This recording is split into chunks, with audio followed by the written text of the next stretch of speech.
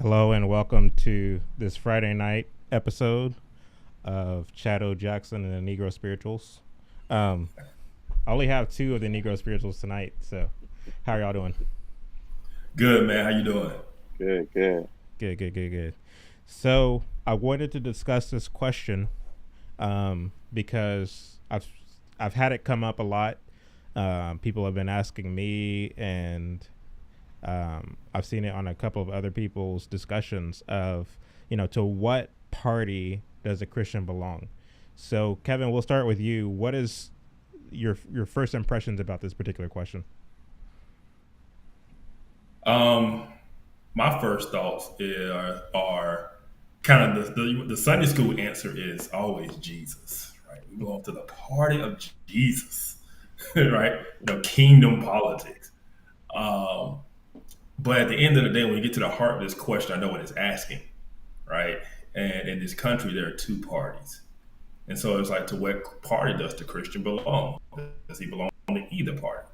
Um, and I think, like I said, it's a very nuanced answer or a nuanced question. It's layered um, because I can see why Christians are attracted to the Republican Party because the Republican Party reaches out to Christians, right? They cater to Christians. They do, pro life legislation and things like that. They cater to God, even if they don't fully believe it. On the other hand, the other party I'm struggling with because I used to be more of a middle ground person. I used to be more of a, Christians, Christian liberty. And you can find Christians on both sides. And it's very like middle answer. But I've come to the conclusion today. Now, this could change tomorrow, but today I do not see how any Christian can side with the Democratic Party or identify with the party simply because of the platform the party puts out, the platform in which they advocate for, the things that are going on in our culture regarding LGBTQ, the idea of changing the language to where we no longer recognize what a woman is, or even going back to 2015 and changing the definition of what marriage is. Like, the things that this party is putting forth are things that I don't believe any Christian could stand for, regardless of how you feel about a social policy, far as like Medicaid or Medicare, those types of things. The agenda for the party is clearly anti-God, um, and I don't know. It's one of those things of the things that churches are being excommunicated for. Let's say, for instance, the Church of England being excommunicated from the Anglican Church. The things that they are being excommunicated, the church is saying these things are anti-God. These are the things the Democratic Party stand for. These are the things that they build their platform on. So if the Church of England has to be excommunicated out of the Anglican Church for holding these positions, how then can a Christian go and be a part of the party that pushes the exact same agenda that we're calling heresy within the church? And so, not saying that a Christian has to be a Republican or should be a Republican, but I do think there are some major issues with a Christian who will identify as and be a part of the Democratic Party today. Yeah, it's because we were talking in the green room, and of course, my answer will always be a true born again Christian who follows the Messiah does not have a home in any kind of political party. And I Mm-hmm. think what happens, and this certainly did happen with me, where my political, involvement or my political activity is actually downstream of my faith. I was born again, and my Mm-hmm. interest in politics came downstream of my being born again. Um, and of course, as a black person in America, you are brought up to be apolitical, but to the extent that you vote, you always vote Democrat. Like a lot of black folks don't really know a lot about politics in the same way that your average American citizen doesn't know a lot about politics. However, um, voting for Democrats is part and parcel of being black. It's part and parcel of black culture. So to the extent that my mind was activated to think, beyond the surface level, as a result of my being born again, I got interested in apologetics. And from getting interested in apologetics, I naturally got interested in the ways in which there are sinister people who I call the social engineers. And those social engineers take advantage of human ignorance, of human depravity, of collective groupthink in efforts to build its own kind of proverbial Tower of Babel. And they do so through politics.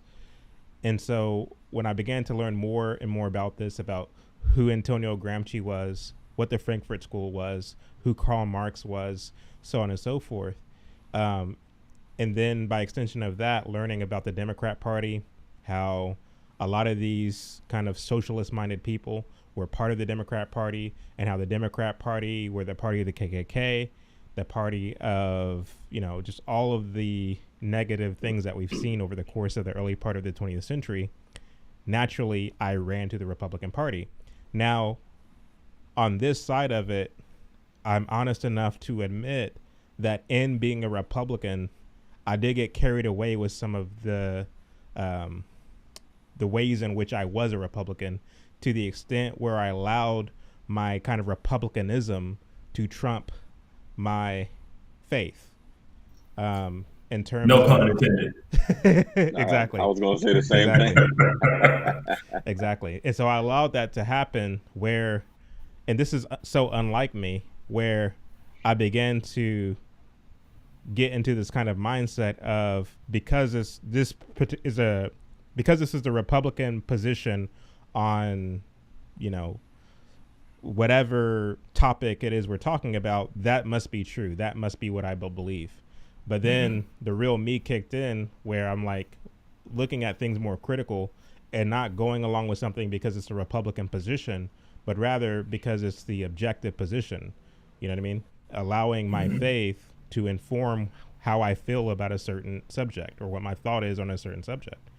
And I found that in many cases, my take on a particular issue, because it's out of step with the Republican kind of view, a lot of Republicans, in a sense, will turn against you and say, oh, you must be for Biden or whatever. It's like, well, no, I'm not for Biden.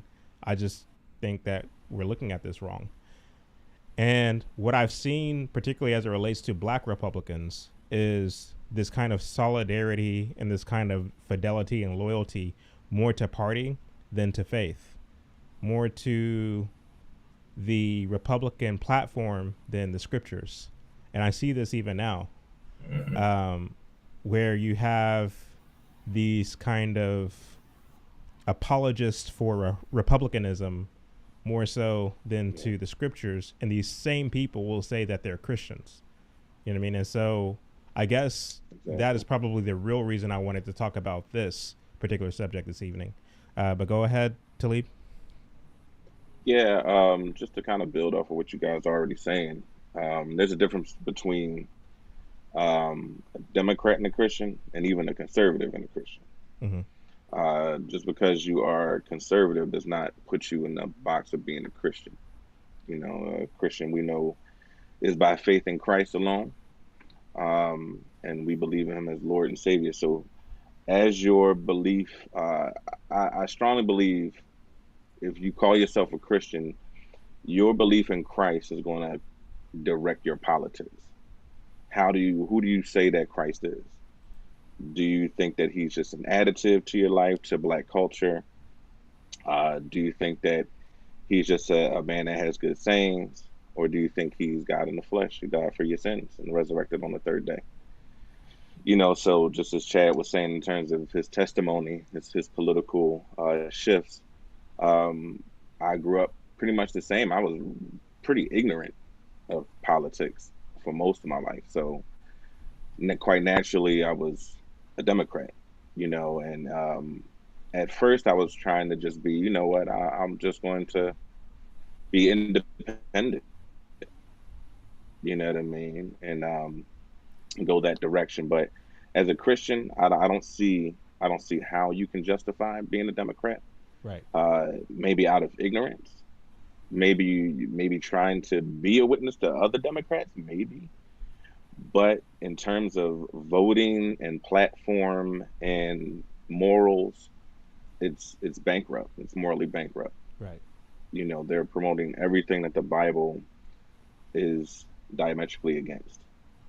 You know, so there's no way that I can see someone that is convicted by the Spirit of God to stay in a party that promotes that, you know, the killing of innocent lives in the womb, you know, and will put lapel pins on, you know, stating that and be proud of it and go into the churches and, you know, say it's a woman's right, you know, to do these things because it's her body, the same type of rhetoric that we hear Democrats, you know, spew for years upon years, Mm-hmm. you know, yet you want to go to church on Sunday and say you praise the Lord and you worship the Lord. We have to worship the Lord in our politics as well. Right. You know what I mean? So yeah, it's it's no way that I could see being a Democrat. You know, Yeah. as a Bible believing Christian. Yeah. I was going to say that on a basic level, on the most elementary level, I can understand the fact that a lot of uh, Christians will say, well, yeah, the Republican Party is more of a home for Christians because, on the one hand, you have the Democrats who have planted their stake on being for a godless society. You know, they're completely for secularism and all that comes with secularism. Um, and they make no apology for it. They do so confidently, they do so forcefully, Hmm. almost to the extent where they are very hostile toward believers.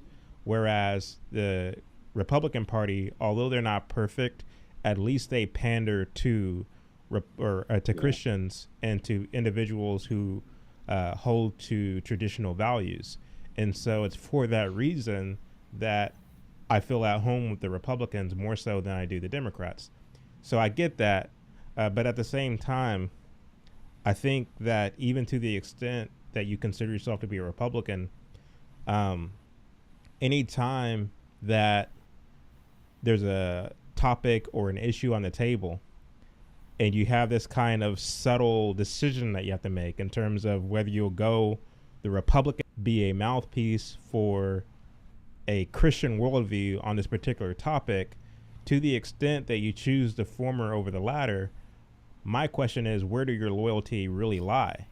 Because even in the face of, you know, political parties and, you know, the public square within the culture, if you're not standing up first and foremost for a biblical worldview, then you're not being that salt and that light that Christ calls us to be. What say you, Kevin? right. Yeah, absolutely. I was thinking about examples of because what you said is true about we can't be loyal to a party because the minute you're loyal to a party, you're going to go and defend the platform, whatever that platform is, instead of evaluating it by the scriptures to say, is this righteous or not? Right. Because one thing we do know and we do see is these political parties will switch platforms or positions based on who's in office and who presents the bill or whatever the topic is, right? Um, and so if you're not careful, you will find yourself just like them arguing both sides depending on what year it is, you know, and who's in office, you know. And so you're going to and fro. You're not, your position isn't settled because it's based simply on party affiliation and party loyalty. Mm, And so I think we have to be careful with that. Um, right. but when we talk about the Democrats or we talk about the Republicans catering to Christians, you know, we're talking about evangelical Orthodox Christians, right? Mm-hmm. Because the Democrats would say they cater to Christians, but they do it by misusing language like justice and oppression and Hmm. social justice and all of these things that we think from a Christian standpoint we should be standing for and be about. But they misuse them. Prime example, and it bothered me so bad when They rechanged marriage, right? Redefined marriage. Painted, lit up the White House in rainbow, Yep. right? And the very next Sunday, President Obama is in a black church and he leads in Amazing Grace. I was so angry because I was like, this is a slap in the face to God. Mm-hmm. They're mocking it, right? Yeah. And to hear the amens and see the social media reaction from people who were just loving and praise, thinking that's godly. That's like this man just desecrated the God ordained office or institution of marriage, Mm-hmm. right? Made it an abomination by saying two men can be married, two women can be married, and then has the nerve to go into a church and sing Amazing Grace. Come on. Every Christian should have been, protesting like this is an abomination, should have been speaking out, and instead you get amens. Right. And that's what Yeah. I mean by I don't see how any Christian can side with this party, with this platform and the ideology in which they believe in which they push, except through, like Chad, you said, through a lot of deception, right? They, the Reverend Warnock, Mm-hmm. right? Reverend Jesse Jackson, right? All of these people put Reverend in front of their name. But as you said, Chad, many times in your research of Dr. King, the Mm-hmm. Reverend Dr. King, you can't find any record of him actually preaching the gospel, Right. Exactly. And so we have to ask, okay, what type of Christian are you? What type of reverend are you? Mm-hmm. That you can stand for things that are so ungodly, so abominable to God. God even calls it an abomination. And then push that under some guise of justice. That is a complete perversion of God's word from a no, from 100%. and so um, and so what party does the Christian belong to? The answer is not the Democrat Party. That's the answer. Shout out to Right. Jambalaya Talks for the super chat. No comment. Really appreciate it. But I wanted to read this verse from Colossians chapter 2, starting in verse 8. Beware lest any man spoil you through philosophy and vain deceit, after the tradition of men, after the rudiments of the world, and not after Christ. For in him dwelleth all the fullness of God, of the Godhead bodily. So, again, in essence, beware of the hollow and deceptive philosophies. Do not fall for it. We see this actually repeated numerous times throughout the scriptures. Do not be taken captive by hollow and deceptive philosophies. And so when you see the fact that each election cycle, black churches become a campaign ground to be pandered to by Democrats, individuals who come and use language that is kind of trickled with spiritual sounding words, buzzwords. To your point, Kevin, using words like justice, and I think it was either you, Kevin, or Talib, using words like justice and redemption and all the things, in essence, to sell a philosophy that is hollow and deceptive. Is it safe to say, or is this a bold statement, that many of these individuals who listen to this and say yes and amen, are they not Christians? Well, that one is that's a different live. But but but I would say certain individual like a Warnock, I'm saying no. I'm saying no on that. Individuals that are under Warnock, there's a saying that I've heard some years ago. It says a Christian can be deceived but not stay deceived. Mm-hmm. You know what I mean? Because if you're really seeking for truth, and God is who He says He is. He's sovereign. His will is over all other wills on this planet, and you will eventually come out of that. You know what I mean? In terms of you seeking truth, in terms of you wanting self. Mm-hmm. Um, so sometimes people are caught up in that because it's deceptive language, because of the whole justice themes, and because liberation theology is kind of mixed in with the black church, unfortunately, and intertwined. I strongly believe that before, Donald Trump got into office, and this whole justice thing and CRT got into the church, a lot of these pastors already held these beliefs in seed form, and if you go back and research, you can hear it in their language, you can hear it in their semantics. Right. Um, the environment just wasn't conducive for them to come out and say it out loud and explicitly how they really felt about something or where their theology really was. Mm-hmm. But now you have it full blown, and you see the fruits of it. It's divided the church. It's confused the church in a lot of ways, and the Lord is not a God of confusion. So we know that's not the Spirit of God doing that. We know that's of another spirit, whether it's a human spirit or whether it's another spirit, demonic spirit, what have you. We know who the God of this world is. Um, that's what has to keep us on track as God's word. That's all we have as the anchor, of truth, that objective truth from the Lord Himself. And if we don't follow that, we are prone to go off into vain philosophies and be deceived extremely easily, and really think that we're doing the right thing.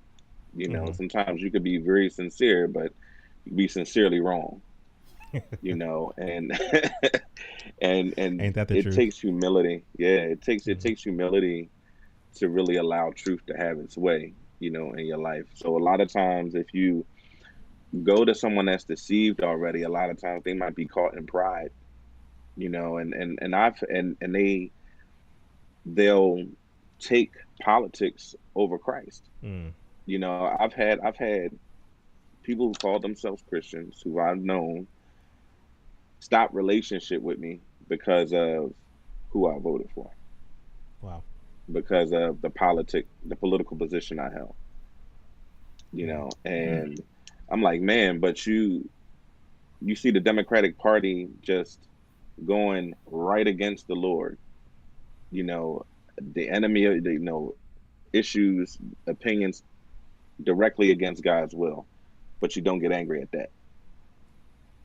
But you get angry at someone that differs in terms of political view because of the color of skin or what side of the aisle they're on. So that's very telling. Let me ask you all this, unless Kevin, you had a response to that, Um, to what Talib just yeah, I said. mean, to your question of are those people Christians? Mm-hmm. I kind of like to treat it like kind of how Jesus did. He Mm-hmm. treated the false teachers much differently than He did those who were under their teaching, Mm. right? Yeah, good point. He was very harsh on the Pharisees Right. and the Sadducees and the false teachers, but He had great compassion on the people who were being led astray. Right. And so that's kind of how I like to view it. And so Yeah. that's kind of my position on that. Yeah. Go ahead. No, fantastic point. Go ahead. Hmm. Oh, I mean that's kind of what I was just kind of what I was going at to kind of back jump off of what Talib was saying on that. Right. Um, Yeah. So my question was, so we've established that the Democrat Party has just gone off way off the rails, and I can understand people's draw to the Democrat Party over the course of the past 60 years, because what happened 60 years ago? Well, Martin Luther King came to prominence artificially. The media made him the star, even though he was originally rejected by particularly black churchgoers in the South, but that's neither here nor there. I've said that numerous times. You can watch any of my content and find out more about that. But he was made a star, especially after 1963, the March on Washington. They called him the moral leader of our day. And of course, he teamed up with LBJ, who was a Democrat, and they were able to get policy passed, although that policy was unconstitutional, people were caught up in the sensationalism of it all and the emotionalism of it all, that they didn't stop to think, to what extent is this policy constitutional or unconstitutional? To the extent that you even ask such a question, you was accused of being a racist, a bigot, and all the things. I know this because that's exactly what they called Goldwater. Even though, he was being objective with his questioning of the constitutionality of the legislation, the fact that he was even asking the question was enough for him to be called a bigot, an ultra conservative, a racist, and all the things. Even Jackie Robinson, who was a black baseball player and was a Republican, came out publicly against Goldwater, and in so doing, verifying and validating this kind of smear campaign that the then leftists were trying to frame Republicans as, being bigots and racists and so on. And so the reason I bring this up is because Martin Luther King, who I would say kind of spearheaded this this marriage between the Democrat Party and the blacks, he did so as a Christian pastor, air quotes. He did so as a Christian pastor. And so for me, it's to that extent that for a lot of particularly black Christians, it is in a sense inextricable to this relationship between the church and the Democrat Party. The two are inextricable. And so even though you can lay out the facts of the fact that the Democrats push everything that is in a sense anti-Christian, for a lot of people you're contending with, to them, what seems to be tradition in terms of having this notion, and as blacks, and particularly as black churchgoers, we are Democrats, and we have a history of social justice and activists who were Democrats and at the same time Christians, and at the same time leaders, and at the same time this, that, and the other. It's all part of our culture and tradition, and you're asking me to separate myself from that for what? Talking points? And I make this point all the time. Martin Luther King wasn't a Christian. He just wasn't. But I will give him this. One of the things that he was able to do that I would, say is somewhat pastoral is that he officiated a wedding. And that wedding was between black folks and the Democrat Party. He did a hell of a job officiating that wedding. And what Martin Luther King brought together apparently let no man separate, because I know I've tried and had very little success. So what say you all? Man, no, that's good. That's good. And a lot of it has to do with the fact that sola scriptura does not exist within the black church. The scriptures alone are not the authority by which we shall believe and live by. And so a lot of these issues aren't even thought through from a biblical perspective. They're not even thought through theologically. They are simply from the outworking of seeing the world through a black and white lens. Right? This struggle of power between black and white, the struggle against oppression, everything is framed within that framework, and they can't see anything else outside of it. And so when you've had that marriage of black and Democrat, and what it means to be black is to be a Democrat, and the other side is the enemy, there is no way. Well, I say there's no way. It's very hard to people that the side that they married to is a demonic side, because for so long they've been married to it. And they've seen it as a way out of quote unquote bondage. They've been sold this promised land. We're going to get this promised land through the marriage of political power with the Democratic Party.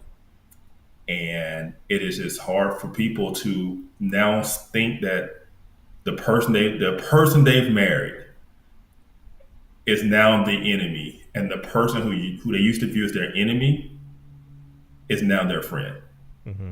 and they can't see it, or they refuse to see it, and that's really what it is. In terms, if because we say it all the time, black people are conservative by nature. You're right. We say that, and it makes Some people argue on that. on social issues. Typically, I know we had the abortion thing, but even a lot of black people bought the Democratic line of, oh, well, it's just women's rights, but they would still be against it personally, right? Mm-hmm. They still Mm-hmm. usually think it's something wrong to do that you really shouldn't do. Um, but they bought into this idea of choice. Um, when it comes to, it's a reason there's all these articles in the Rude and the Griot calling the black community homophobic, because the black community Mm-hmm. typically ain't down with the LGBTQ, even though we know in the black choirs always one or two. We know that. But in general, everybody say, you know what, that boy ain't right. You know, they would still say that's something that is wrong. Mm-hmm. Um, but when it comes to the way in which black people vote, they then turn around and vote for the most left wing progressive policies and people, all because those people get up in front of them and sing Negro spirituals. I mean, it's just Swing low, sweet chariot. because the way to reach black people or the way to reach black Christians is to appeal to their quote unquote blackness. It is to appeal to their identity as being oppressed, Mm. because that is their identity. Yeah. Um, and the more you appeal to that, Jim Crow 2.0 for voter ID law, they're gonna put y'all back in chains, Yeah. and Jim if you Evil. trying to figure out who to vote for between me and Trump, then you ain't black. Mm-hmm. All of these different things are just to cater to this sense of blackness and oppression and victimization. And like 5 years ago, black people didn't know what systemic racism was, and now that's all they can talk about. Mm-hmm. You're right. Because they've just been sold a new narrative of their oppression. It Right. continues their what they believe to be about the world in which they live, even though every other minority group around them is completely thriving and outdoing them. And yet they're still saying, well, the reason we're here is because of X, Y, and Z. You know, Right. it is something that just continues the narrative, and it's done simply to keep black people in that marriage with the Right. Democratic Party, right? And they just can't see it. It Right. is really an abusive relationship because it's a manipulated relationship, Right. and they continue to make black people feel anxious. They continue to make black people feel angry. They continue to make black people feel oppressed, all for the purpose of political power, um, and monetary gain. Let's be Yeah. real, right? Yeah. um, and everybody's thriving and everybody's doing well except for black people who are sitting around still waiting on good old Democrat and good old Joe to lead us to the promised land. We Right? We go. shall overcome. What a mess. Yeah, yeah, and it's like, what are you trying to overcome in Yeah. 2023? Yeah. Like I talk to young people, I'm Um. like, you were born in year 2000. What do you mean you were oppressed? Right? It is almost a mental illness. Like they are oppressed only in their minds. The oppression exists only in their minds, and they are prisoners of the oppression when there's no oppression around them. you Mm-hmm. know. And you hear about those analogies about the dog and the fence, whatever. And then the fence goes down, but the dog still won't leave out the area, even though there's no fence holding them in. That's what the black community is. There's nothing holding us where we are in terms of just generalizing things, but we are staying there because we have in our mind that we can't go anywhere. Right. You know, um, the greatest oppression is to convince someone they're oppressed because they'll never try. Right. and that is what you have, you know. And Yep. so Hmm. that was my little thoughts on it. Y'all can go ahead. Go ahead, Talib. Yeah, just to try to build off of Kevin. Kevin killed it. Nah, just it's idolatry. It's just Mhm. another form of idolatry. And the black church is tried this syncretism with politics. And with justice, and it doesn't go through the filter of God's word. It just goes through the filter of black experience. Mm. So it's okay. As long as we can validate it through black experience, then come on in, say what you want to say, get on my stage, get in my pulpit, talk about abortion. Make sure you say some rhetoric that we can relate to. Make sure you say the word free. Make sure you say the word oppressed. And make sure you say the word racism. White evangelical. All of these key words that they use in order to build up that emotion. And once you have that emotion, you're not critically thinking about what they're saying. You're just accepting that, and Right. everybody around you is accepting that. What Chad was talking about in terms of group think. So we have that ungodly syncretism. That happened in Israel in the Bible as well. It was a form of idolatry, and I do to a degree. I blame the church. To a degree because weak churches going to produce weak Christians. Ain't that the And if truth? we're not And if we're not strong in doctrine, if we're not strong in saying what we believe as Christians, where they're going to get their foundation from the world, yeah, from yeah, what other books they're gonna read outside there, what they're going to see in media, what the liberal media is going to tell them is their foundation and what they should be fighting for, instead of fighting for the real cause of Christ in terms of spreading the gospel. And it's an ungodly strategy. So ultimately, it's when you look behind the curtain, so to speak, it's not just to stay in power, but it's also demonic in the sense of the devil confusing Christians and keeping the church powerless. So if the enemy can keep us off task in terms of pushing forward the gospel and being strong Christians, building strong Christian families, and our faith being put out there, and we putting feet to our faith, man, you could divide a community, a family, a country, a yeah. world. So it is truly a demonic strategy, in my opinion. Mm-hmm. And instead of we shall overcome, I'm a write a song called "We Overcame Already." That'll preach. Hey, but Talia, think about this. Think about this, because you said something, and I agree. It comes down to the church, and sadly enough, what we're seeing is a failure of the black church. Mm. Because let's go back to thinking about Margaret Sanger. She Mm, was a racist. She was a eugenist.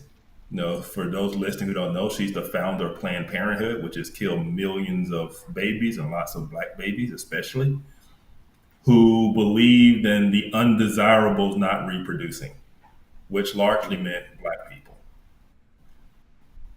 She got her message out by going to black pastors, Yep.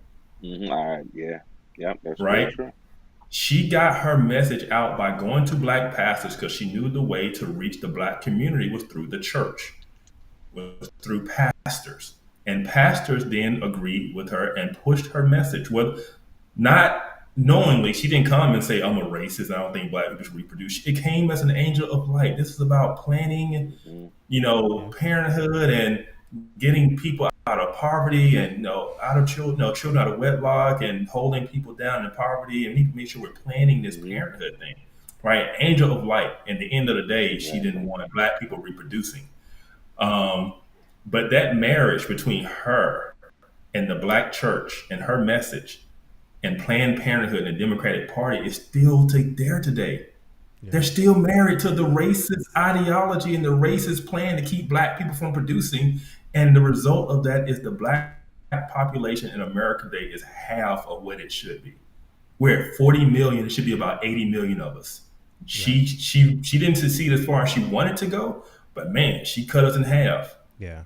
And that marriage is still there. You still got pastors in the pulpit talking about pro-choice and Planned Parenthood and voting for Democrats that push this, and this is part of their agenda.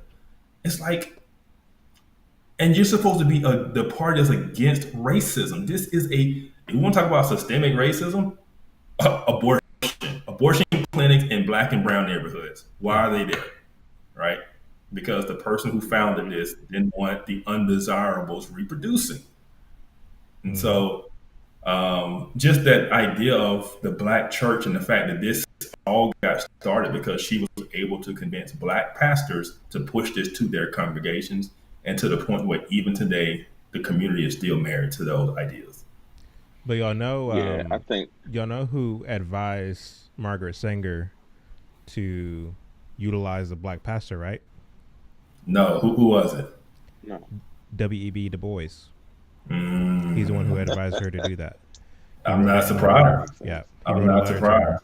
because she was trying to, solicit funds for her birth control program, and people don't realize W.E.B. Du Bois got a degree in Harvard in sociology, so his major was sociology, and a sociology degree always struck me as odd. Like, I have a thing against social engineers to begin with. Like, you know what I mean? It's very Tower of Babel-esque. Like, you're trying to collectivize people to build what you think is a utopian society.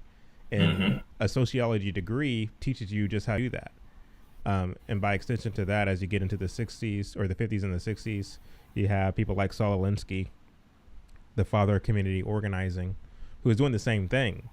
Only he's doing kind of the sociology of the streets, where he's telling hippies and militants to cut your hair and to get rid of the radical uniform and put on a suit and tie, to get involved in strategic placement, get at the heads of organizations and institutions, become archivists and librarians, and take all the jobs that nobody want, because these are indeed the positions of influence. And once you've established yourself in these positions of influence, you're able to move society in the way you wish it to go. And the point that you both make is absolutely spot on, particularly you, Kevin, where you say, when you use the words angel of light. If you want to, in a sense, set a individual upon a path to destruction, you do so not by yelling and screaming at them. You do so by convincing them that at the end of the road lies all of their hopes and dreams. And so they will go down that road willingly. I was on Anomaly's podcast today and was talking about, this idea of a kind of secular republic is only about 300 or so years old. America, for all intents and purposes, is an experiment. And what they were trying to get away from was this relationship that used to exist between people and their government being that of the peasants and the monarchs, the monarchy, the peasants and the nobility. And they were trying to figure out some kind of social contract where the people, in a sense, govern themselves, and the representatives, the people who are in power, are beholden to the constituency, to the citizenry. And there has been pockets of time over the past 300 years where we've seen that play out. However, at the same time, what you have happening is this push to get back to a place where it's just peasants and the nobles. Only this time, it's not happening by way of a government official holding a gun to the head of a citizen. It's happening in a more clandestine and covert way, under the guise of social justice and political policy, and by way of fear through pandemics and epidemics and so on and so forth, where the people are begging the government to have more power than it should have, where people are relinquishing their power and their rights to the government for the sake of, safety Security. and prosperity, Mhm. saying, look, I'm going to give you the keys, build the utopia that you are telling me about, that you're telling me is so great, where I have free everything, where I don't have to worry about anything, where my provisions are provided to me by way of rations and so on. So they are buying what the left is selling, what the secularists are selling, and as a result, they are ushering in their own demise without realizing it. So we are getting back to a place where our posture is one of being the peasant, but we're doing so not by way of the lash, but by deception, if that makes sense. Yeah. Yeah. Yeah, No, that it does make does. sense. I would say to that, it reminds me of in the Bible where Israel wanted a king, Mm-hmm. and there was the Lord, then there was a prophet. And they was like, no, we want a king like the world. We want a king like everybody else. And the prophet Mhm. would say, well, if you want the king, then this is what's going to happen to your men, your women, and your children. They're going to be oppressed. They're going to be in bondage. All of these different things. Mhm. Okay, we'll take that. We'll take that, and because we just want to we don't want to deal directly with the Lord, um, and that's because of the holiness of God. It's because a lack of humility, a lack of desiring to worship who truly deserves worship, in our everyday lives, is denied. We have a sinful nature. Um, and just as an aside, Chad, ask me what degree that I have. What degree do you have? Sociology. Oh, nice. I guess I was throwing major shade. I actually didn't know that. I wasn't trying to swipe at you, but No, no, I know that. I know that. I but know. but This is what a do real you what are live. your See that? thoughts This is a of real live. my kind of analysis of what a sociology degree is? Well, there's in the university, there's different ways that you can use a sociology degree. Mm-hmm. One of them is we did take sociology in terms of social norms, that type of thing. So you do take that in kind of general courses, but you can go into different areas. You can go into Social social workers. work.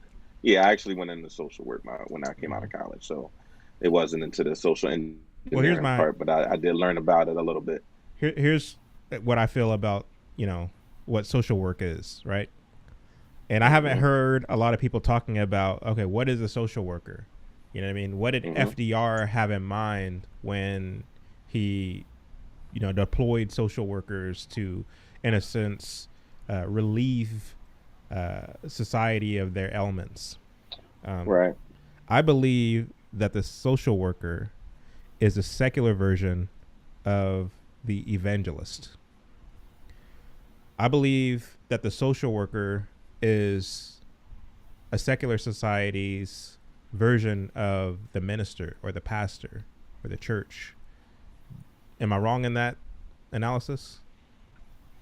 Um, and I can see the direction you're going in with that.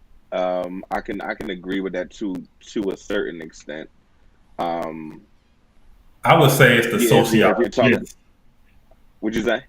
I said I would say that applies to the sociologist, like these people who kind of not just a social worker who's out there, taking care of somebody in a house who has mental illness, but the sociologist who then writes the books, who writes the curriculum, who preaches the sermons, I guess you could say, who writes the ideology and the theology of it.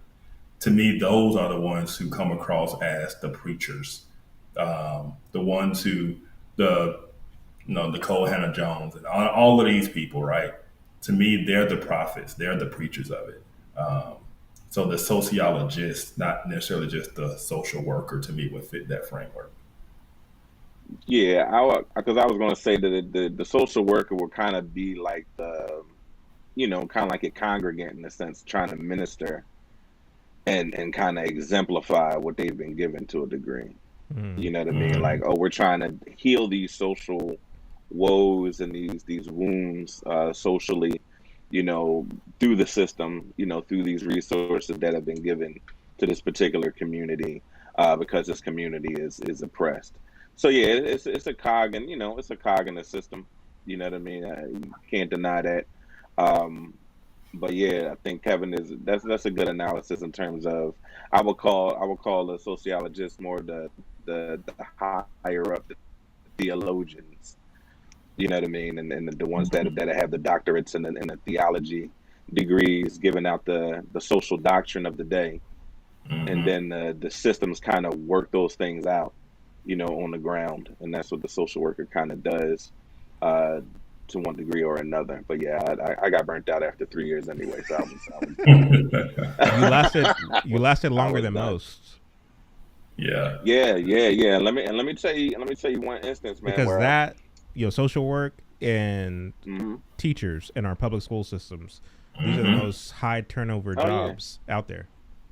for a reason. I've seen I when I was a social worker, I had a Ford Escort, all manual, no automatic windows, had to roll down the window, everything.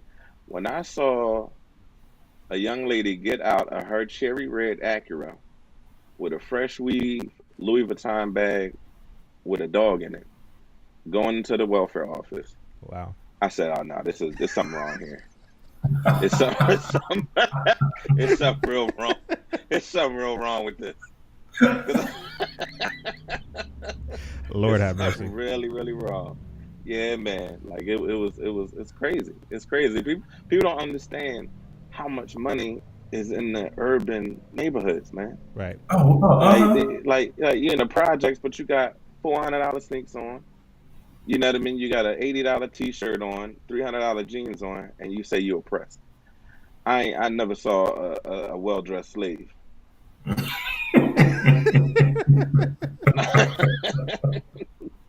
Hey, Not that dressed themselves. every time I go to a grocery store in the hood here in Dallas, it never fails. I'm always approached by at least one person who's trying to sell me food stamps. Mm. Ooh, yep. And it's not broke down looking people. These are people Oh who no. look like they have their stuff together. And Mm. they're offering to sell me food stamps, much the same as offering to sell me weed. Yeah. It's a very peculiar thing. Yeah. Hey, Dilly, let me go back to your point of Israel wanting a king, right? Hmm. And comparing it to the current day of us basically giving power back to government Exactly. and being under a king to a degree. And at the end of the day, it comes down to freedom requires responsibility. Mm-hmm. Freedom requires something of you. Absolutely. And to alleviate yourself of that, you simply give it away to the king or the government. Um, and I think that's what we're seeing. I found this great quote. Um, I forgot the guy's name. It was in a 1964 Alpha Phi Alpha journal. Their magazine. I forgot what it was called back then. Um, but in this quote, I was doing some research and I found this quote. And this guy said he was talking to the youth that were doing the sit-ins and protesting, and he said he always asked them, "What are they fighting for?" They always say freedom, or they always say equality, all these things, right? And this quote, he was like, "You know what? Freedom can be given, but equality must be achieved, and it must be achieved through individual actions and through the basically the pursuit of excellence in what we do." Right? And this is a black man in 1964 saying, if we want equality, it takes not social welfare, it takes individual actions, Yeah. seeking excellence in all that we do. That will achieve us equality. That is a responsibility and a weight. Mm-hmm. And people have decided they don't want that. They don't want responsibility. They want it to be given to them. And so the Exactly. way to get it is through giving the government power and the people who promise to give it to you.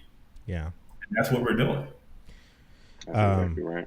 it reminds me of something that Manning Johnson said in his farewell address, which was, these blacktivists. He didn't use the word blacktivists, but I will.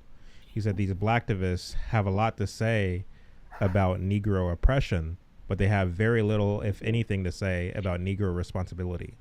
And Absolutely. this is true of Martin Luther King. Very rarely did he have anything to say about Negro responsibility. And I brought this point up to Delano Squires when I had him on, my live. He said, well, yeah, actually he did talk about black responsibility, and here's here and here's there. And, a broken clock can be right, 2 times a day. And I feel like, again, even to the extent that he may have said something that hinted at, responsibility of the individual, I look at the context in which it was said. And again, when you look at him even saying anything about personal responsibility, it's under the context of, this overarching notion that there is this kind of systemic oppression that keeps us down. And so I think about not so much the little talking points of what, as much as I think about the result or the impact of what you are saying is on those who are listening. And the fact of the matter is there was a mindset shift that took place as a result of Martin Luther King's popularization. And so what he was able to do is shift the mindset of many black folks in this country. And it's to that extent where you see from 1900 to 1960, this kind of upward trajectory in terms of black entrepreneurship, black home ownership, black literacy, where even in the face of Jim Crow, blacks weren't trying to get into white spaces. They were more or less establishing their own spaces, not in the name of black excellence, but just in the name of being decent people. But whenever you're able to be embittered, to Kevin's point about, individuals coming as angels of light, they're saying some things that sound good and feel good, but what is the effect?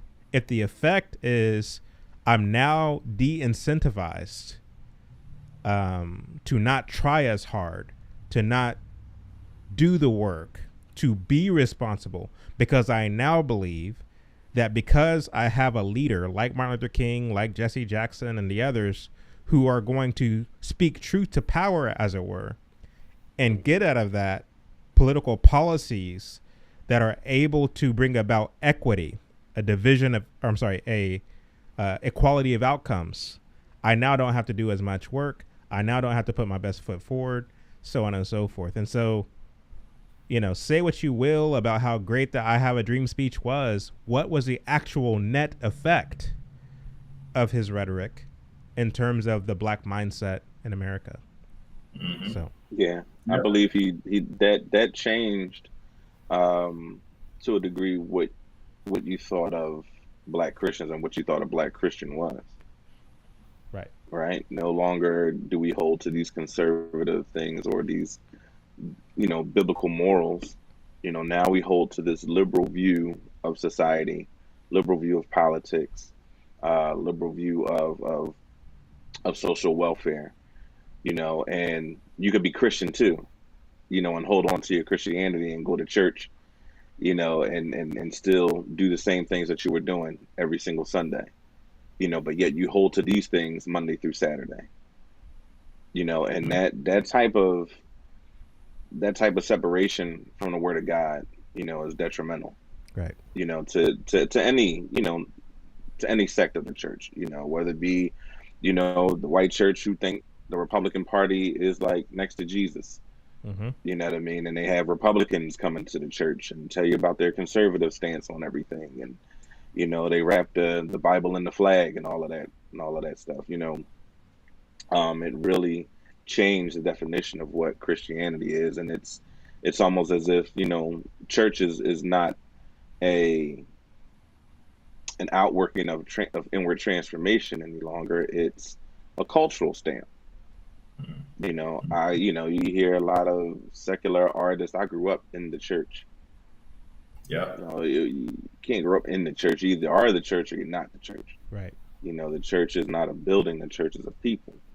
Mm-hmm. And that's where it comes down to in terms of what's being taught in the church? What type of doctrine is being taught? What type of things are you holding to? What pillars are you holding to through the Word of God? Right. And how are we holding ourselves accountable to those things? You know, because if you think of it as I'm accountable to God in terms of how I vote, what I do, what I say, how I think about these issues, then it can revolutionize how you behave in politics. Right. But if you're continuing to listen to Stacey Abrams, or false prophet Warnock, then yeah, you're gonna it's gonna be like a lemming follow behind the Pied Piper, Yeah. and that wasn't a good outcome. Right. Yeah. I did want to Yeah. play. I'm sorry. Go ahead, Kevin. No, I was saying it's kind of like when you think about the black church and the transformation of the black church, right? Because many people don't remember that early on in the civil rights movement and the justice movement, the black church was criticized for not being on board, for preaching this, you know, Social gospel. universal justice. Yeah, Yeah. this justice is going to God is going to bring justice, right? And that was the coon, right? The preacher that was preaching that was the coon. That was the white man's religion and all of this stuff, right? And because that was in their mind holding us back from the revolution, Mm-hmm. right? And so Hmm. you have this preaching against what we would call biblical orthodox theology, right?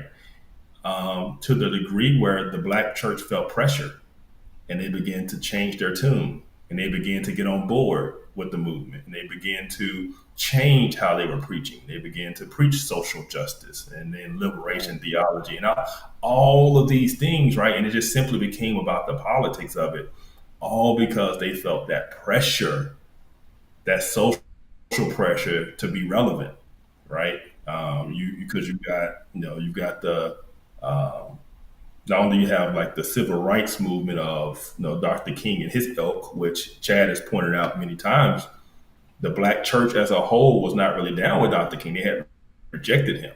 But once he becomes so popular, once he becomes the face, once he is the movement, the moral authority of America, how can you then be against it? Especially now your congregants are on board. So you change how you preach. You start getting on board, and you see this slow turn of preaching the gospel, preaching righteousness, preaching accountability, holiness, um, Hmm. to just preaching liberation, Hmm. liberation Right. from our current circumstances. Um, and so there's a whole cumulative effect to that whole movement and what it did to the black church and changing how the black church approached the scriptures, how they preached, what our hope was in, right? Mm-hmm. Our hope was never in that the government was going to come and save us and free us and do all of these things. And then it became where you're not a Christian if you're not demanding, Right. right? And Right. so, and then Chad has done such a good job of even in the documentary and even in his lives of talking about kind of um, that pressure that was put on to um, get the government to do the things that they believe were supposed to be done, Mm-hmm. right? And once that pressure is on, Right. we see, and then you get the success of the civil rights movement. You get the Civil Rights Act, right? And once that Right. was Hmm. successful, that simply just became, oh, that's the playbook. Oh, Right. that's how we have to do it. Yeah. And it Yeah. became a government and power is the key to our liberation. All No, right. you're 100% right because Yeah. I grew up in Church and God of Christ, predominantly black church, almost entirely black church actually. Yeah. And I distinctly remember as a kid, we had the church fans, and there on Mm-hmm. that church fan was a Got large got picture Martin Luther. of Martin Luther King's Not mug. Martin King. Hmm. Yep. Yeah. You had the Black History program every February in church. Yeah. You know, Yeah. then the Black History program had nothing to do with Jesus. Mm-hmm. Absolutely Oh nothing to do no. with Jesus. Nothing to do Right. with the No. gospel. It was all about the black experience. It was all about Dr. Yep. King. And so it was just this marriage that it's just never been broken, and it's almost. I mean, I can't wait for Uncle Tom 3. Uncle Tom 2 was Yeah. blasphemous enough. Yeah. Uncle Tom, man, 3 is, woof, you know. Yeah. But we've already been excommunicated from the Yeah. cookout, so it really don't matter. But Yeah. I'm finding I don't have a lot in common with a bunch of your black Republicans these days. mm, Again, mm, because this fidelity and loyalty to party above all else, and in many yes, ways they're no different than the black Democrats. hmm Um, Right. which to me, like I asked the question, what is the ultimate agenda or goal of the Republican Party? What is the ultimate agenda or goal of the Democrat Party? These are questions worth asking, and I want to circle back to that. But first, I wanted to play a clip from Roland Martin, or as Blanche Robinson calls him, Roly Poly Martin, um, and get your guys' take on this. One moment. Let's see here. Where is it? There it is. If you have 92% of the black vote for 59 years, 59 years later, 27 out of 30 cities for crime are ran by Democrats, your policies don't work. And let me ask you this And question. people have to revisit. I'm going to ask you again. Let me finish and I'll let you Go talk. ahead. You either have to consider new policies or the voters have to consider a new party. And let me ask you this question. When Republicans have been in charge of the House, the Senate, the White House, or the governor's mansion, or state rep and state senators, or the legislature, because 31 states right now, they control both chambers, a significant number of them in the South, where the majority of black people are. Please show me empirical data how the lives of black people have fundamentally changed under Republican rule. I'll wait. So you say what Kamala said was defund the police. Your argument. I was specifically calling out Senator Tim Scott by trying to call something defund the police when they were simply proposing exactly what he did. You know what's the problem? Here's the problem, Roland. The problem is when I sit down with somebody with whatever thing they believe in, okay, it's specifically a lot on the Democratic side. It's specifically. Oh, it's a lot on the Democratic side. It is being a Democrat before their country. It is how they vote before America. It is, nope, I'm going to defend this because there's no way these guys going to say anything wrong with defund the police. And that's where you lose credibility. I'm stating fact. Yeah. What you don't like, what you refuse to acknowledge or accept, because you're stuck on Democrats have had it for 53 years. You act as I'm if. asking No, wait, hold up. You act as if in those 53 years, Republicans have never had power. You act as if Republicans have never had the House or the Senate or the White House. Here's what I said here's to the you. question. I said to you. Show me how the Republicans There's no way to changed. talk with you, bro. I got to tell you. Show me how Republicans changed. So here's what I tell you. Give me examples. Are you going to let anybody speak? I'm waiting for your examples. If you have 92% of an entire community's vote, like the evangelicals? for 60 years. Like the evangelicals? Evangelicals are also part of that black vote. If you have 92%, you actually don't understand evangelicals, black evangelicals. if you have 90, To leave your thoughts. Man, was he shucking and jiving? Hey man, he was sidestepping. He was like Mayweather with that question, man. Like, enough about the Democrats. What about the Republicans? Like, it's like, man, like you couldn't even answer the question because you know it's the truth. Mm-hmm. You know it's the truth. You know they push agendas and strategies that do not benefit really any community.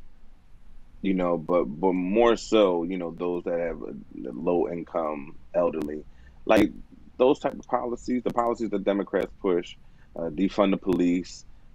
If anything, we need more police. You know, because we can talk about defund the police till we're blue in the face, but when something happens, who you calling? You calling the police, and you want them there fast. But when you have half of a precinct or 75% of a precinct retire or move to other careers, Now you're stretching officers too thin. You're changing you're changing policies around policing now, where they can't stop you on certain things. They can only stop you for major crimes. Yeah, he sidestepped that so fast, like it was lightning fast. It was like he practiced that in the mirror all day long, and he and he definitely and he put it to work in that interview. He put it to work, and that's the example that we're talking about. Like, and we're so used to that type of rhetoric to where people won't pick up on the fact that he did. They'll refocus the way he tried to refocus them and say, "Yeah, what did Republicans do because they're white racists? What have the Republicans done for the black community?" And they'll get right on track with that instead of trying to hear an actual answer with substance to it in terms of the Democratic Party. But yeah, it's typical. It's typical of those type of interviews and those type of answers. Right. Kevin? Yeah. My answer to both of them is they're both right, because the answer isn't government at all. It doesn't matter if the Democrats in charge, it doesn't matter if Republicans in charge. Nothing's going to change in the black community unless the black community itself changes. I wish I Right. had a hand clapping sound effect. Seriously, to some points that Talib was making, and to the point that you just made. Because, like, for me, when I hear the both of them talking, well, the Republicans did this and they didn't do anything. When the Democrats did this and they didn't do anything. Again, both are predicated on this basic premise that the Republican Party or the Democrat Party Right. has the answer to raise the quality of life for people. And it Yes. goes back to what we were talking about earlier with the mindset shift that took place in Black America. The moment we took our hand off the plow, and the moment we began to put our trust in a political party, Republican or Democrat, again, you are going to fall further and further and further behind. And so they talk about the racial wealth gap and all these different gaps, this gap, this disparity, that disparity. Again, last I checked, I have limbs. I have a mind. I have a will. I have a purpose. I have kids that are that I'm responsible for. If I'm not utilizing the basic tools that God has given me, then how can I expect my children to eat? How can I expect my bills to be paid? Again, damn a racial wealth gap. If you are not willing to put your hand to the plow, then I'm sorry, but you deserve what you have coming to you. The Bible says that if a man does not work, he does not eat. That is not the mantra, unfortunately, of many aspects of the so-called black community.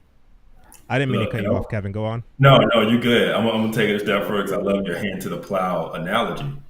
Because you're talking about the racial wealth gap. It doesn't matter how you put your hand to the plow.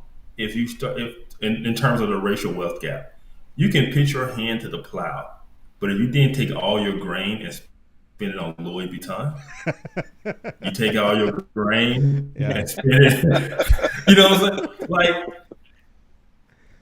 I mean, that's a whole nother conversation about the spending habits of Black Americans who even do well, right? So don't tell me about a wealth gap when we out there flossing and we looking good and we dressed to the T and it's all on credit cards, and even though we all make six figures or whatever it might be, you know.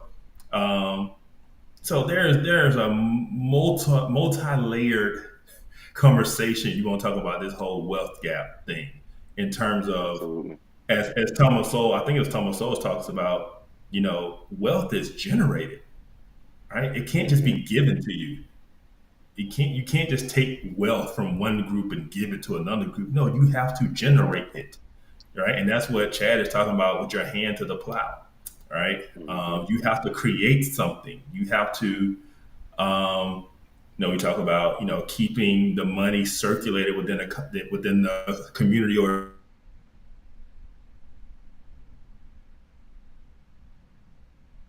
economy of the community. If it's intentional with itself, it could do those things. It can do exactly what the Jewish community does. It can do exactly what Chinatown and the Chinese do. right? Right. And all these other ethnic groups that keep their money circulated within their community. Except we don't, because we want to go out and we want to floss. Right. We don't want to open a business.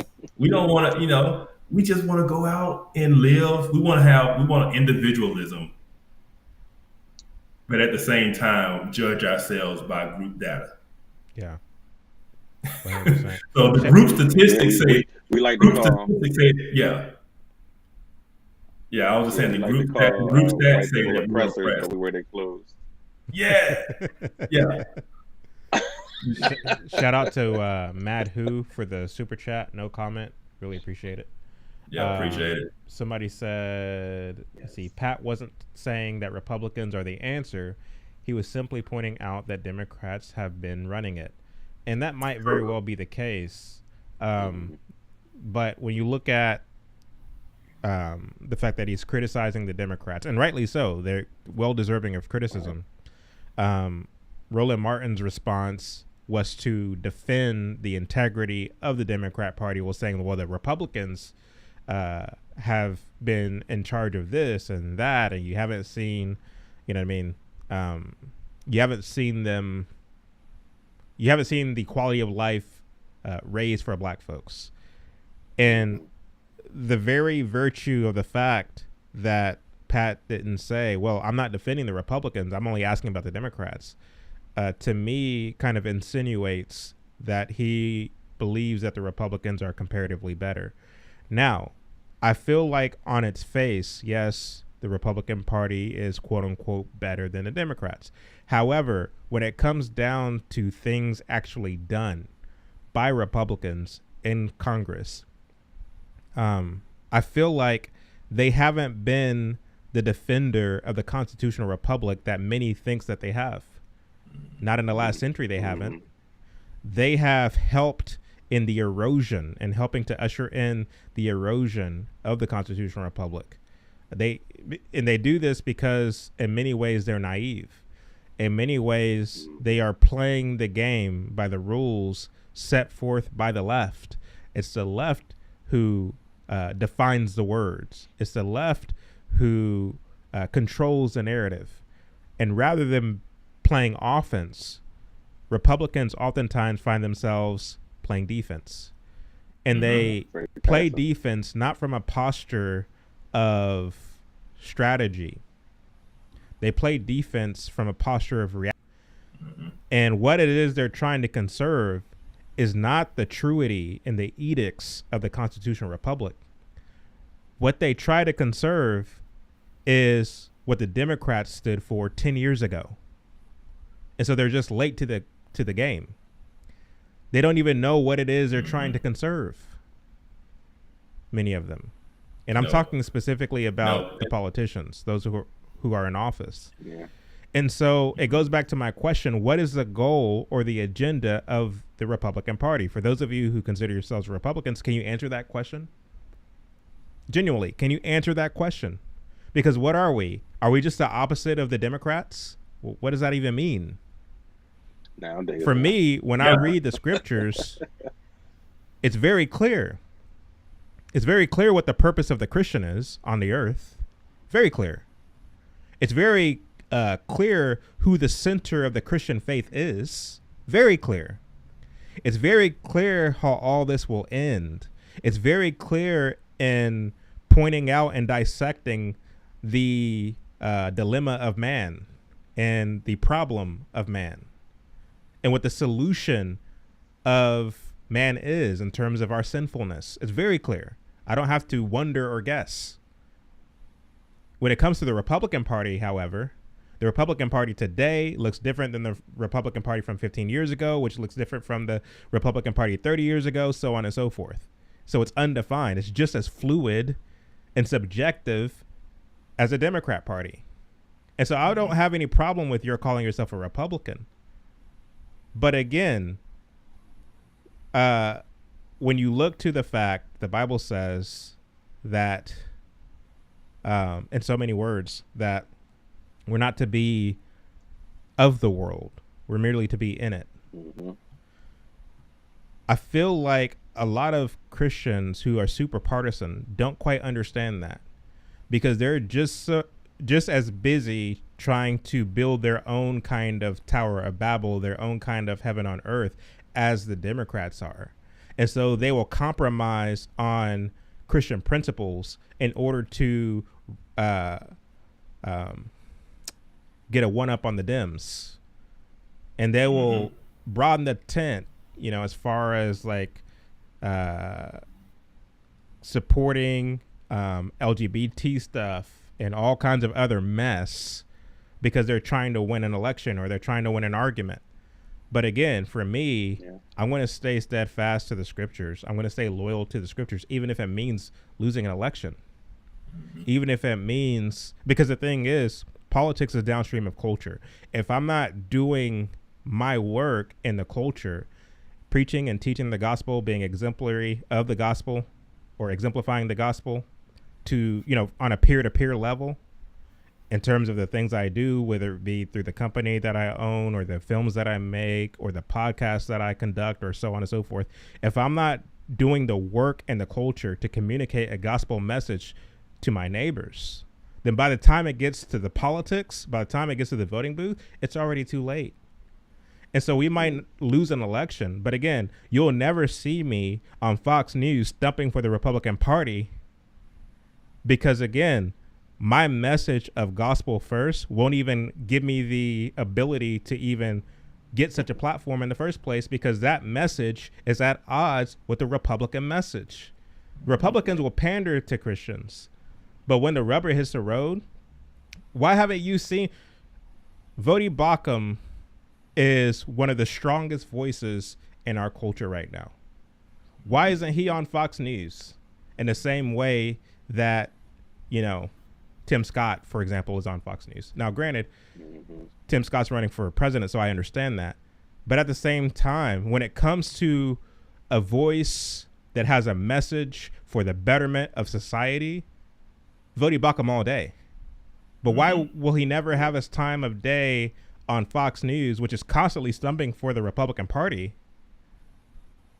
other than the fact that when it comes right down to it, the Republican message is at odds with the Christian message? Yep. Yeah. Do I have it wrong, guys? What do y'all think? No, you I do. think we See, should, yeah, even with the right. Okay. We see this with the left. We see this we've talked about blacks and Democrats, but even with the right, we have, in many cases, traded or I should say, confused political power with faithfulness, right? We have chosen political power over faithfulness. So instead of being faithful to the scriptures, being faithful to our beliefs, we just said, well, it's better for us to kind of compromise on this and vote this way because it's better than if this way were to win, right? And so we compromise to vote Republican because we're simply voting against Democrats, right? Instead of saying, you know what, I choose to remain faithful and I'm going to trust God no matter how this political election turns out, right? And I think that's where we faltered, because if we really wanted them to woo us for our vote, we would stick to our principles and make them conform to our principles. But instead, they play on our fears of the Democrats, right? And the communists and the progressivism and all this stuff taking over. And then they rally us to then vote for them. Right. But it's not faithfulness. It's simply political power, you know? And so that's where I agree with you. I don't think you're wrong in that the Republicans are it's not that they're no different, because there are clearly differences, but in terms of marrying ourselves to a political party and any political agenda, that doesn't align with the scriptures, right? Christians should be very, very leery of being so partisan in their politics. Yeah. Well, I make a distinction between what I see in a Republican Party platform and what I see in terms of what Republican politicians are doing. Um, I like to nerd out on C-SPAN because you have kind of a front row seat, as it were, in terms of what the Republicans are saying and what the policies they're backing and promoting on the House and Senate floor. And what you'll find is these are policies that are not indicative of conserving the republic as the platform claims, or indicative of Christian principles, of biblical principles. And so it's found wanting on both fronts. And so again, I can get behind what you say in your platform. I can get behind that. But again, when the rubber hits the road, what you'll find is that there is a uniparty. There just is. And I know this this word uniparty, everybody uses it, and they're not able to qualify it. It just sounds like something good to say. But the reality is what we see on television with regard to Republican versus Democrat is all theatrics. It's political theater. Yes. When the cameras go off, when they're in the back rooms making the deals, it is a uniparty. Yeah. They're on the same team, not in terms of doing what's best for the country, but rather doing what's best for their bottom line, doing what's best for, okay, I'm trying to elevate my power because that's what I want. I want power. And so what kind of deals can we make in terms of me supporting this legislation or fighting against that legislation or whatever the case may be, where 5 or 10 years down the road, I can win your support or your endorsement because I want more power. They have zero interest, once again, in the structure, stability, longevity of the country, and seeing to it that those things represent what we see in the Constitution. They have no interest in that. They have a greater interest, once again, in their own political clout.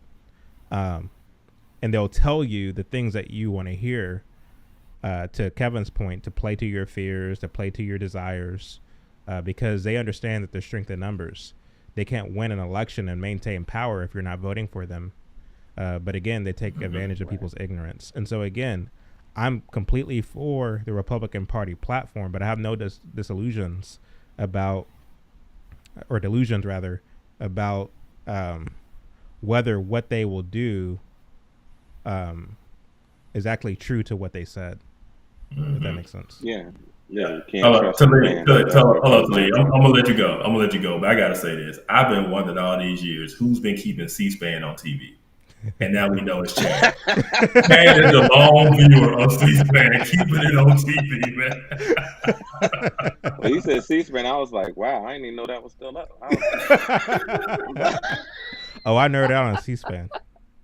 There's another one called. That's a great point, though. That's a great point, though, Chad. You know, we do have to.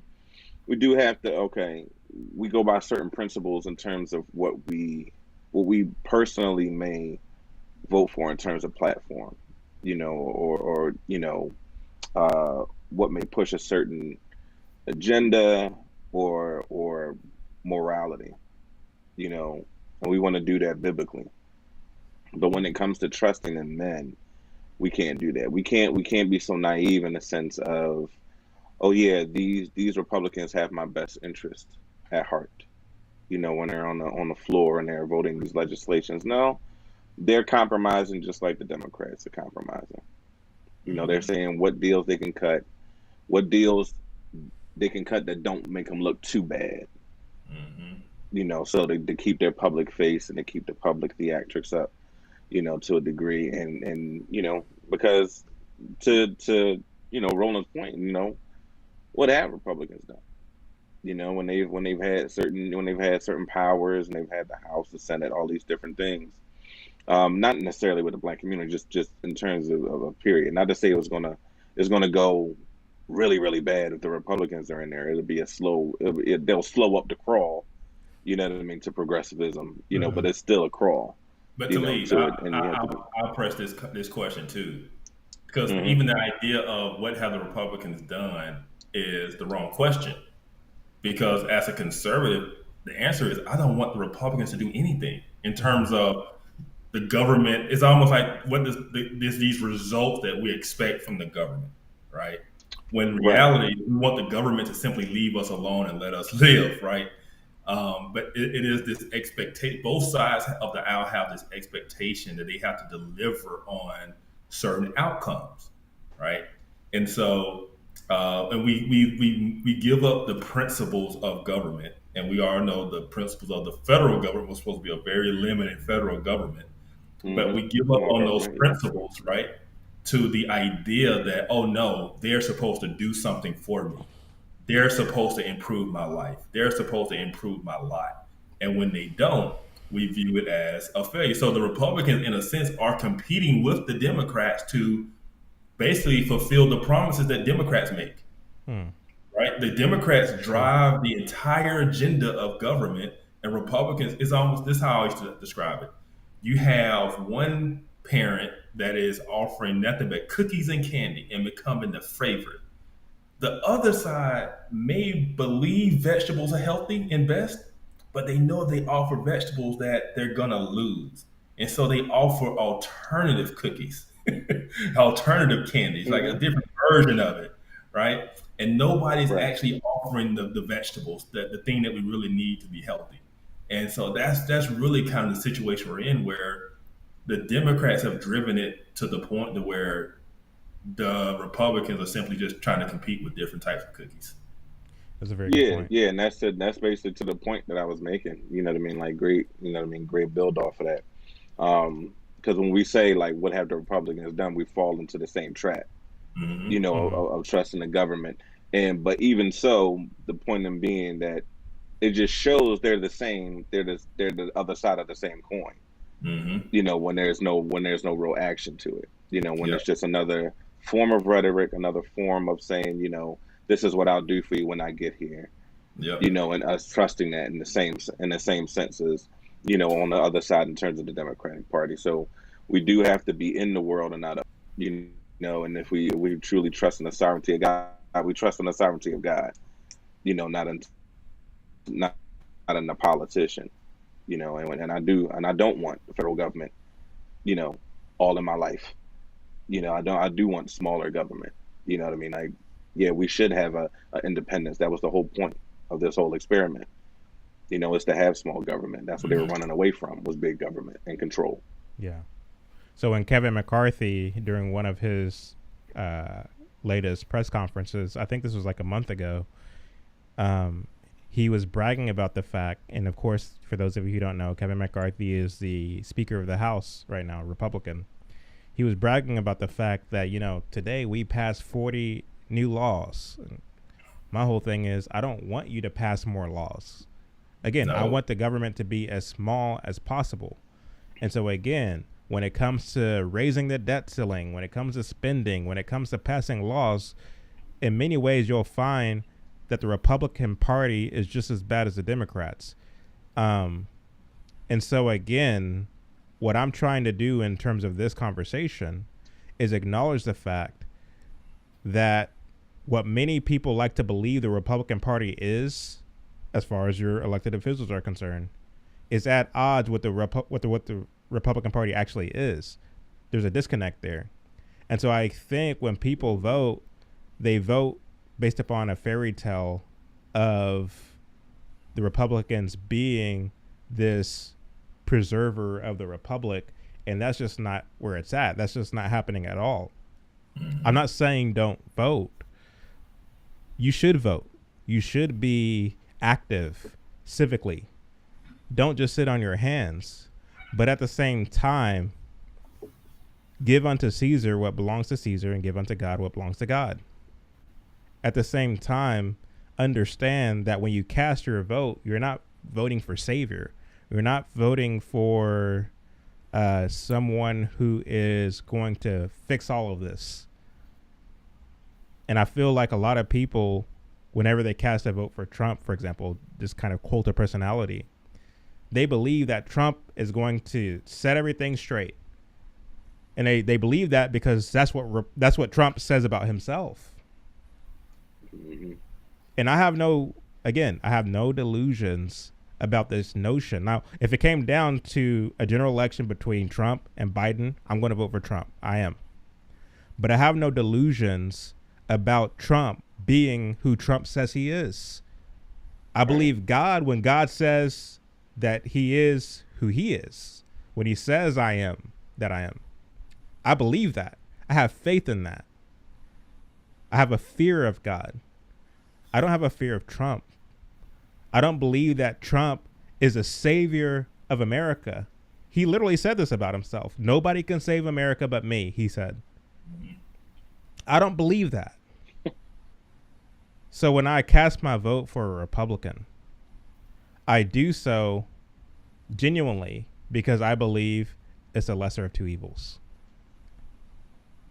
So, and I know people say that all the time, and there are people who are anti-vote crusaders who will say that, well, you know, when you vote for the lesser of two evils, you're still voting for evil. For evil. I've heard it all the time. But the reality is, I mean, there is no perfect person. There is no perfect candidate. There's no perfect party. And I feel like as a Christian, as a believer, our fidelity should be first and foremost to God. And that's the point that I want to make. Don't be a flag waving partisan and at the same time try to say that you're a Christian. That's the point that I'm trying to make. Yeah. And let's instead of saying the lesser of two evils, let's say we're choosing between two broken and unrighteous parties, I guess you can say, right? Or choices. But one of those is really demonic. They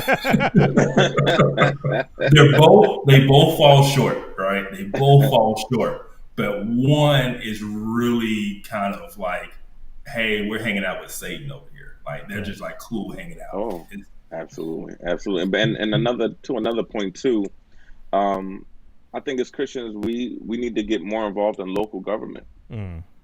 You know, because we get so caught up on federal election and presidential election that we totally forget about our mayor, you know, in our township. You know what I mean? And who is our representative? Who's our councilman? You know, do we know our councilman? What type of legislation are they doing locally, you know, for us to benefit us as well? And what type of influence we can have on a level that we, you know, in the areas that we live in as Christians, and calling them to those type of you know, moral standards, you know, and voting in that direction as well, and getting out there in that sense and understanding what's going on in our own community, you know, and not so much just like every 4 years, you know, let's get to the poll. Right. You know, I think we need to definitely get out there as Christians and influence as much as we can, you know, on a local level as well. Yeah. I mean, just think about how important school boards and school superintendent is right now. Exactly. Right. With everything going on, like, man, it'd be really nice if you had some really strong Christians in those positions. Right. You know. Exactly. Thank you, No Mo, for the super chat. Greatly appreciated. No comment. No Mo. So in closing, I did want to get your guys' response to this video. It came up on my feed. I haven't had a chance to watch it yet, so we can watch it together and respond to it. Okay. Jesus veio para libertar da opressão. Não podemos aceitar que nos coloquem barreiras da religião. Some Black evangelical Christians in Brazil are breaking ties with their churches. In many Jesus veio para libertar da opressão. Não podemos aceitar que nos coloquem barreiras da religião. Some Black evangelical Christians in Brazil are breaking ties with their churches. In many cases, their pastors have publicly supported the country's right-wing president, Jair Bolsonaro. Era eles que estavam errados com essa visão. O reino de Deus é paz, justiça e liberdade. O governo Bolsonaro não há justiça, há violência. É governo que odeia os pobres. Evangelical Christianity has been expanding quickly throughout Brazil. And evangelicals now make up nearly 1/3 of its population. Majority of them are Afro-Brazilian. So what is causing people to leave their churches?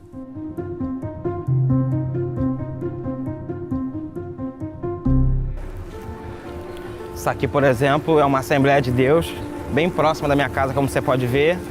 E por que eu não congrego nela? Porque é uma igreja extremamente conservadora, rígida na sua doutrina. Uma pessoa como eu, com cabelo dredado, com tatuagem na cara, não é aceito numa comunidade dessa, a não ser que mude completamente quem é. E isso é uma violência. Leo Maltrapilho had a crisis of faith during Brazil's 2018 presidential campaign. Senhor Deus, poderoso Deus, que o Senhor visite, Pai, todos aqueles que nesse momento estão passando por necessidade, Senhor. For Leo, President Jair Bolsonaro didn't represent the Jesus he'd come to worship. O afrodescendente não faz. Y'all saw that? Yep. Hey, I was already having my mind made up. The minute he called their action violent, I was like, oh, this brother woke. And then there it is, James Coleman. Already, I saw it. I saw it. Let's keep it rolling. Sem nada. Eu acho que nem para procriadores serve mais. O filho começa a ficar meio assim, meio gayzinho, leva um couro, ele muda o comportamento dele. Jamais eu tô pra você que você não merece. Eu quero uma polícia civil e militar que atire para matar. Many evangelical churches have publicly declared support for Bolsonaro. Uma das grandes motivações de ter saído de lá é perceber que a igreja se tornou um curral eleitoral para o Bolsonaro. Não era falado de púlpito, mas era falado abertamente na escola bíblica dominical que um cristão de verdade deveria votar no Bolsonaro. Leo originally converted to evangelical Christianity after entering a drug rehab program at a church. Na minha adolescência eu tive um problema com drogas, eu tinha largado a escola, eu não conseguia parar emprego algum, estava começando a fazer coisas erradas para arrumar dinheiro, eu vendia algumas coisas em casa. Porque eu ouvi sobre o amor de Deus e eu senti algo que eu nunca havia sentido antes. Leo has lived in and out of favelas his whole life. Favelas are marginalized communities that often suffer high levels of poverty and violence from police and drug traffickers. Many evangelical pastors in these communities preach the prosperity gospel. They tell believers that God rewards devotion with economic prosperity. Mas ali eu já começo a ter um conflito com a minha fé, os apelos para dinheiro, que você só é abençoado por Deus quando você tem as coisas.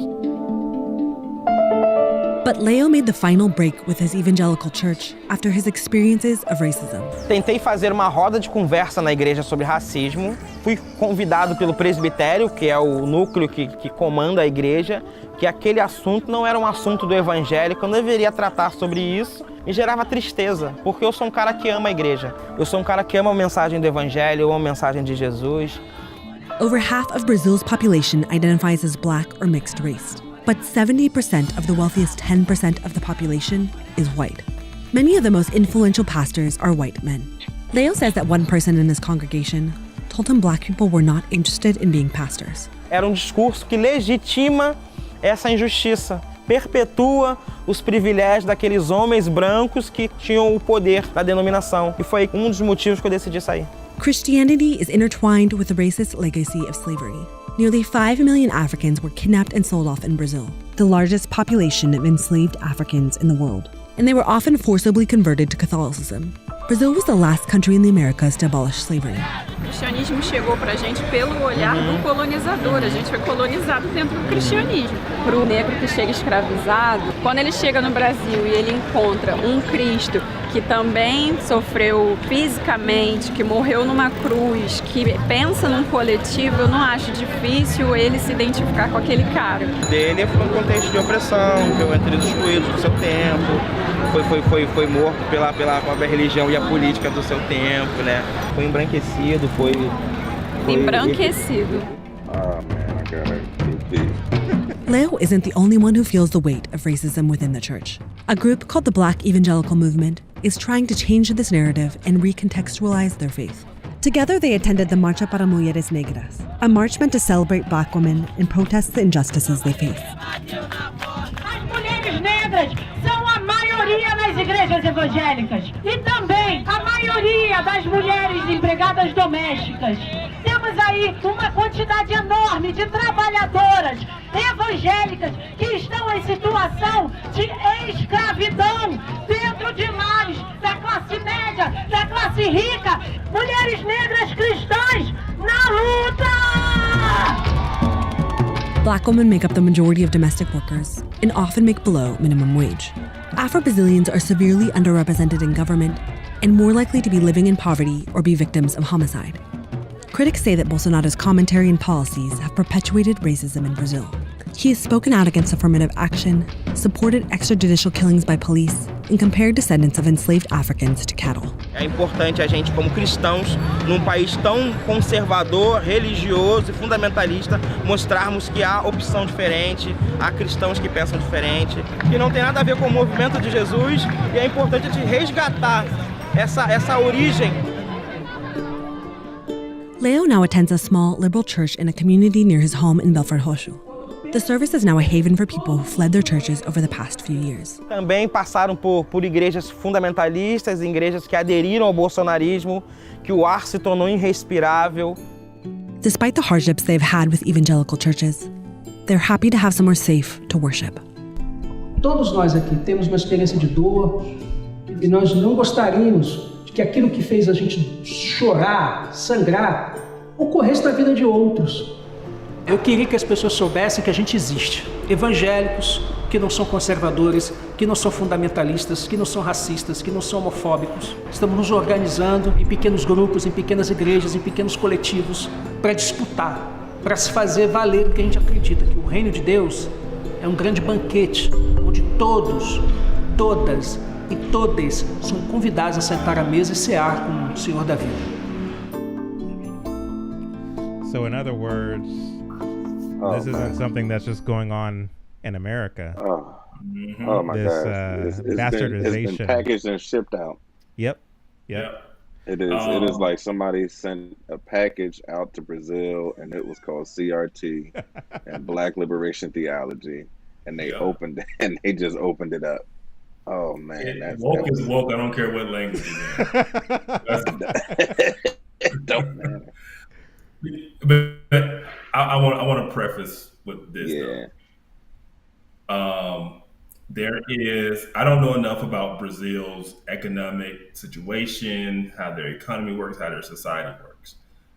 But I will say this, from the evangelical side, that is one of the reasons we have to be very careful who we promote from a political standpoint, right? Because I'm sure I know a little bit about their situation in terms of the hardcore conservative versus kind of like in America, the liberal socialist type, right? And I can see why they would say, hey, we got to vote for this guy. It's kind of like their Trump figure. But just like in America, you got to be careful. Not saying you can't vote for that person, but you got to be careful who you lift up, who you center around, right? And so if they have truly centered around this guy and they're waving flags in the church and saying, hey, we got to vote for this guy, that's a problem. On the other hand, though, that's not what's ran this guy off. What's run this guy off is he's got a whole liberation theology. Because just like I saw in my church, you have someone who, this guy was a drug addict. He goes to a rehab program in a church. Those people love him. They nurse him back to health. They get him off of drugs. They befriend him. He's in the church. He's a member of the church. I guarantee you he's had dinner at their house. They live life together.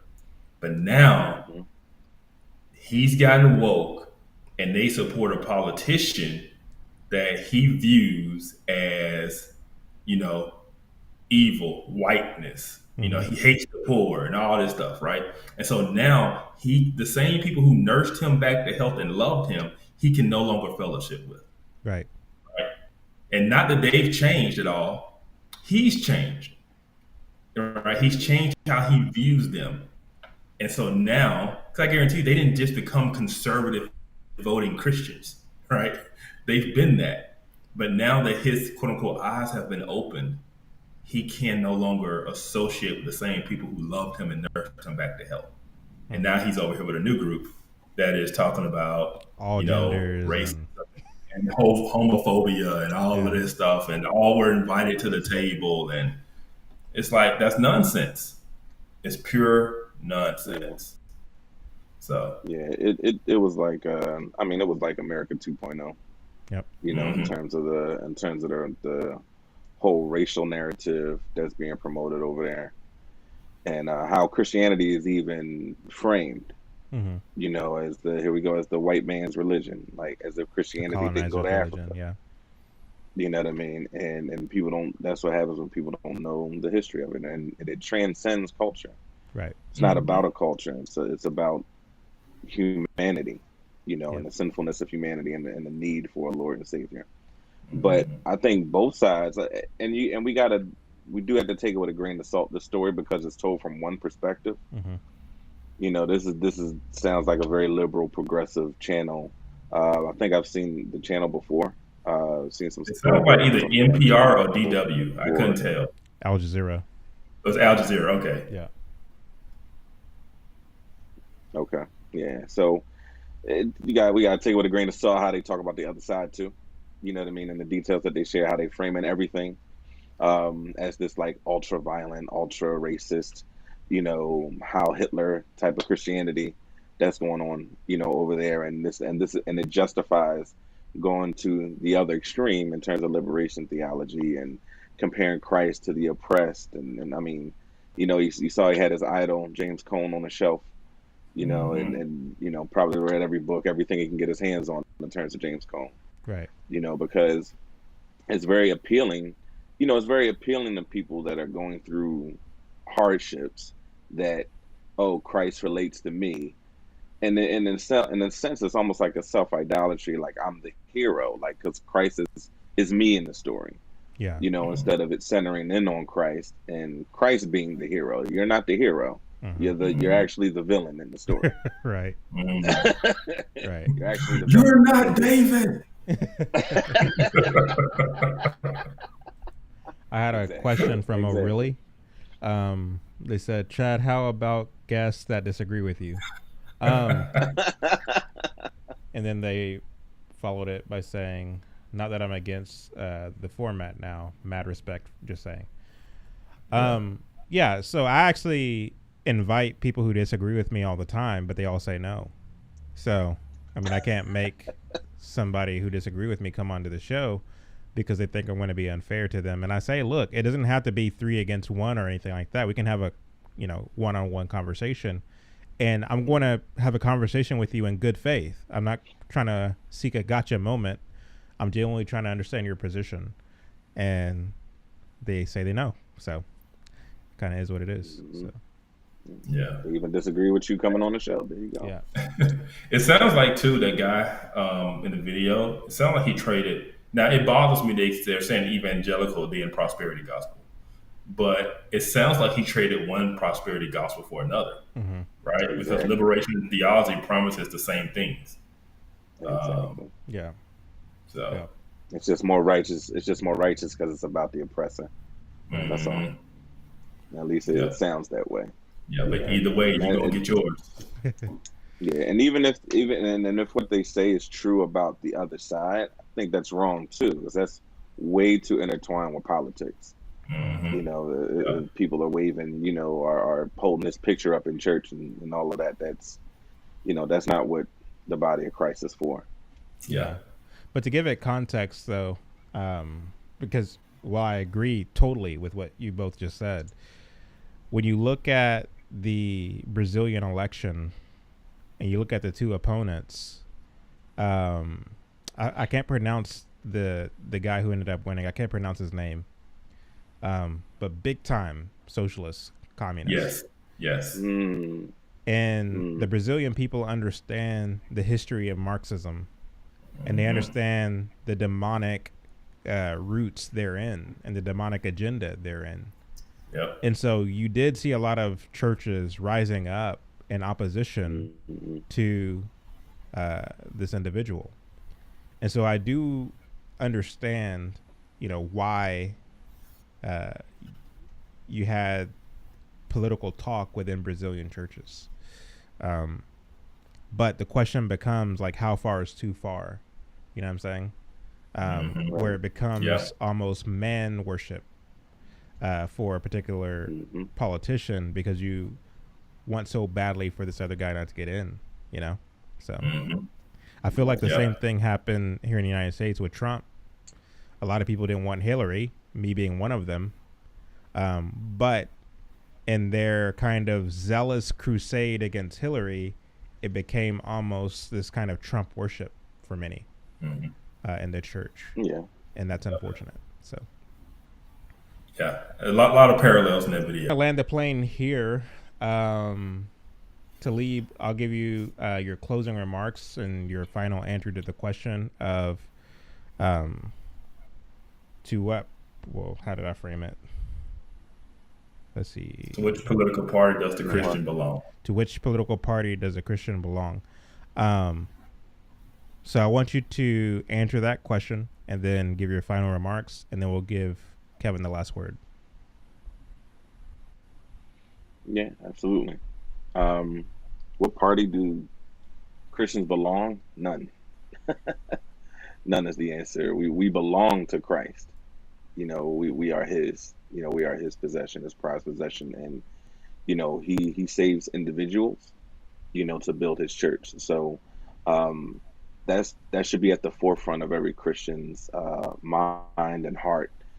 So when we go out into politics, that's what we should lead with.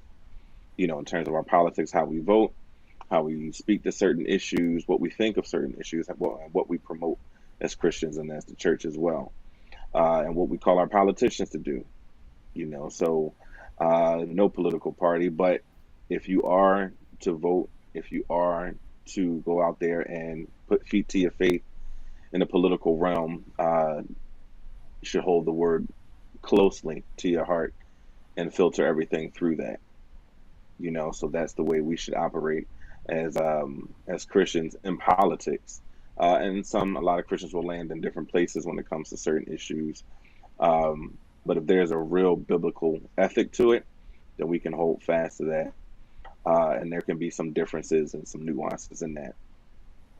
But it has been a blast, of course, tonight, and a lot to chew on, a lot to think about, in terms of politics and Christianity and how we should operate and what we should do, as Christians, and what we can help, on our local level as well. So awesome talk, and looking forward to more. Yeah, man, good words. I agree. One thing we didn't get a chance to really get into and talk about was we say, give unto Caesar what is Caesar's, but in a constitutional republic of the people are Caesar, right? We are Caesar. We have a responsibility to govern and to govern righteously.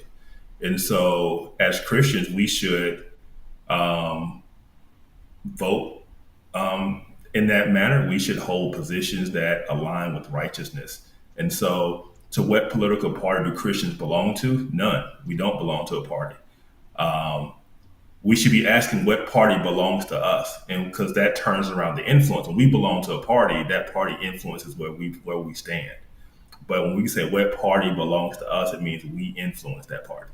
And so I think that is what we should really be aiming towards in terms of our political engagement, is we stay true to ourselves, we stay true to the gospel, we stay true to our principles and our values.